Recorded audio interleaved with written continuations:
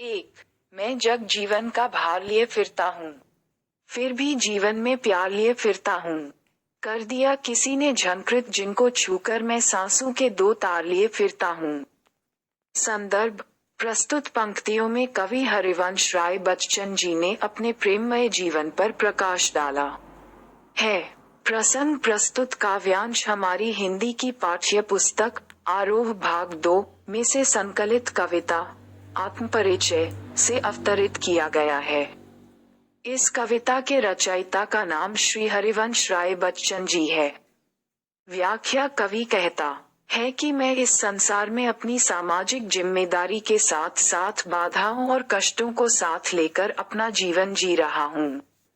कवि कहता है कि यद्यपि मेरा जीवन चाहे कितनी ही मुसीबतों से क्यों ना भरा हो, फिर भी मैं अपने जीवन में किसी का गहरा प्रेम, निस्वार्थ स्नेह लेकर जी रहा हूँ। अपने मनोभाव व्यक्त करता हुआ कवि कह रहा है कि अचानक उसके जीवन में प्रेम का प्रवेश हुआ और उसकी प्रिया पत्नी ने कवि के हृदय के तारों को छूकर झंकृत कर दिया था, जिसके कारण कवि की सांसों रूपी तारों से मधुर संगीत की ध्वनि निकलने लगी। कवि इसी प्रेम की झनकार व मधुर संगीत की ध्वनि के साथ लीन रहने लगा। सांसारिक बोझ, कष्ट, बाधा चाहे कवि के सामने अपना सीना ताने क्यों ना खड़ी रहे, परंतु इनकी परवाह न करके प्रेम के सहारे अपना जीवन इस संसार में सुखपूर्वक जी रहा हूँ। 2, मैं स्नेह सुरा का पान किया करता हूँ, मैं कभी न जग का ध्यान किया करता हूँ। जग पूछ रहा उनको जो जग की गाते, मैं अपने मन का गान किया करता हूँ।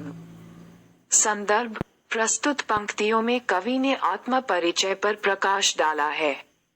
प्रसंग प्रस्तुत काव्यांश हमारी हिंदी की पाठ्य पुस्तक आरोह भाग 2 में से संकलित कविता आत्मपरिचय से अवतरित किया गया है।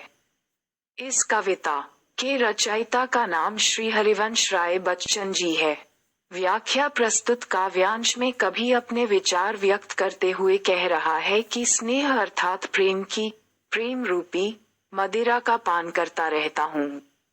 कहने का भाव ये है कि मैं इसी प्रेम रूपी मदिरा को पीकर इसी की मस्ती में दिन रात डूबा रहता हूँ। कवि कह रहा है कि मैं सिर्फ अपने मन की सुनता हूँ और इसी में मगन रहता हूँ। इस संसार की मुझे कोई चिंता ही नहीं है, क्योंकि मैं कभी भी इस अपूर्ण संसार का ध्यान नहीं करता। कवि को ये संसार अपूर्ण के साथ साथ स्वार्थी भी लग रहा है। कहने का भाव ये है कि यह संसार तो केवल उसको ही पूछता रहता है जो संसार की गाते रहते हैं, अर्थात संसार का बखान करते रहते हैं और इस जग के अनुकूल ही कार्य करते रहते हैं।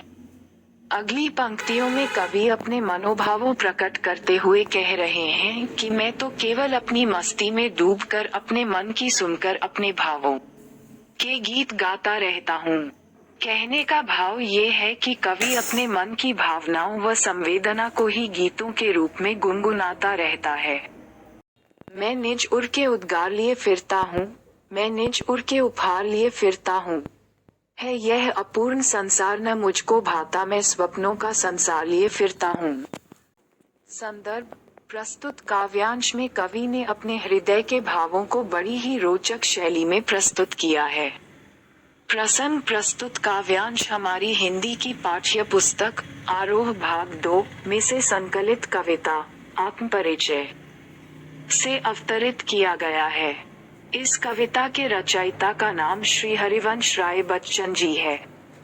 व्याख्या, कवि कह रहा है कि मैं अपने हृदय के भावों के साथ इस संसार में अपना जीवन यापन कर रहा हूँ, अर्थात कभी अपने मन में उत्पन्न भावों को, विचारों को उपहार के रूप में स्वीकार करता है। कवि इन्हीं भावों, विचारों रूपी उपहारों के साथ अपना जीवन यापन कर रहा है। कवि को ये संसार अपूर्ण लगता है। इस संसार को अपूर्ण मानते हुए कवि मुक्त भाव से कहता है कि इस संसार की अपूर्णता मुझे कभी भी नहीं भाती। कवि अपूर्ण संसार को अनदेखा करके अपने सपनों में संसार को बनाता है और उसी सपनों रूपी संसार को लेकर कवि इस जग में जी रहा है। कवि आखिरकार कहता है कि मैं तो अपने ही सपनों के संसार में मस्त रहता हूँ। मैं जला हृदय में अग्नि दहा करता हूँ, सुख दुख दोनों में मग्न रहा करता हूँ। जग भव सागर तरने को नाव बनाए, मैं भव मौजों पर मस्त बहा करता हूँ। संदर्भ: प्रस्तुत अवतरण में कवि ने आत्म परिचय का चित्रण करते हुए सुख दुख की अवस्था में एक समान रहने की प्रेरणा दी है। प्रसंग प्रस्तुत काव्यांश हमारी हिंदी की पाठ्य पुस्तक आरोह भाग 2 में से संकलित कविता आत्म परिचय से अवतरित किया गया है। इस कविता के रचयिता का नाम श्री हरिवंश राय बच्चन जी है।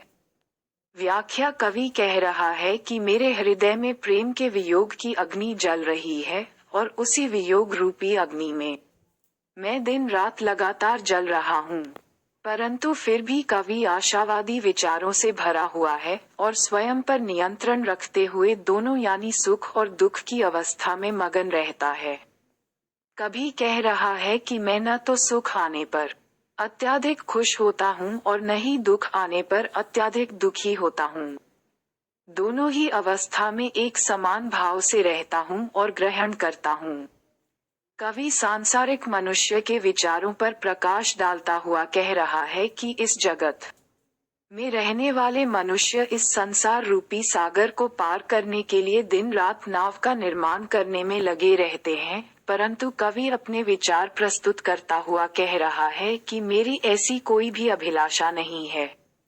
मैं तो संसार को एक सागर के रूप में मानता हूँ और सागर में उठने वाली लहरों पर मस्ती में रहना चाहता हूँ।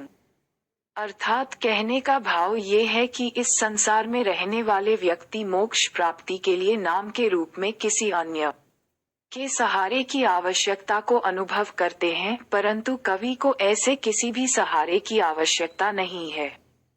कवि मग्न और मस्त होकर इस संसार की लहरों पर ही विचरण करना चाहता है। 5.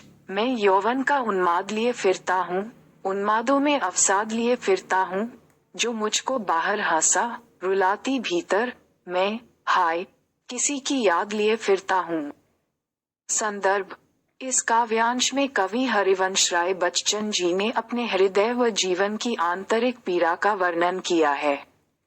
प्रसंग प्रस्तुत काव्यांश हमारी हिंदी की पाठ्य पुस्तक आरोह भाग 2 में से संकलित कविता आत्म परिचय से अवतरित किया गया है। इस कविता के रचयिता का नाम श्री हरिवंश राय बच्चन जी है। व्याख्या: प्रस्तुत पंक्तियों में कवि अपने विचार व्यक्त करते हुए अपने जीवन में आने वाली पीड़ा का वर्णन करते हुए कहते हैं कि मेरे जीवन में मेरी जवानी का जोश अब भी भरा हुआ है। कहने का भाव ये है कि कवि चाहे अपनी अधेड़ अवस्था में पहुंच चुका है, परंतु फिर भी अपनी जवानी के जोश के साथ अपना जीवन जी रहा है। कवि बच्चन जी कह रहे हैं कि मेरे जवानी वाले जीवन के जोश में अनेक गहरे दुख समाये हुए हैं, अर्थात अनेकों पीड़ा छाई हुई हैं। कवि अपने मनोभाव व्यक्त करते हुए कह रहा है कि उसके यौवन काल में किसी ने उसके जीवन में प्रेम भर दिया। कहने का भाग है कवि ने अपनी युवावस्था में अपनी पत्नी से गहरा प्रेम किया और उसकी यादों को अपने हृदय में धारण कर लिया। कवि आज उन्हीं प्रेम भरी यादों के साथ अपना जीवन जी रहा है। अगली पंक्ति में कवि स्वीकार करता हुआ कहना चाहता है कि यह प्रेम भरी यादें उसको बाहर से हंसाती रहती हैं, परंतु अंदर से पीड़ा पहुंच जाती है और यही पीड़ा उसको अंदर से रुलाती है। आखिरकार कवि आज भी अपने जीवन में आने वाले सुखद प्रेम और मीठी यादों को अनुभव करता है, जो उसको कभी हंसा देती है और कभी आंतरिक पीड़ा पहुंचाती हैं। कवि की प्रेयसी की यादें आज भी उसे सताती रहती हैं।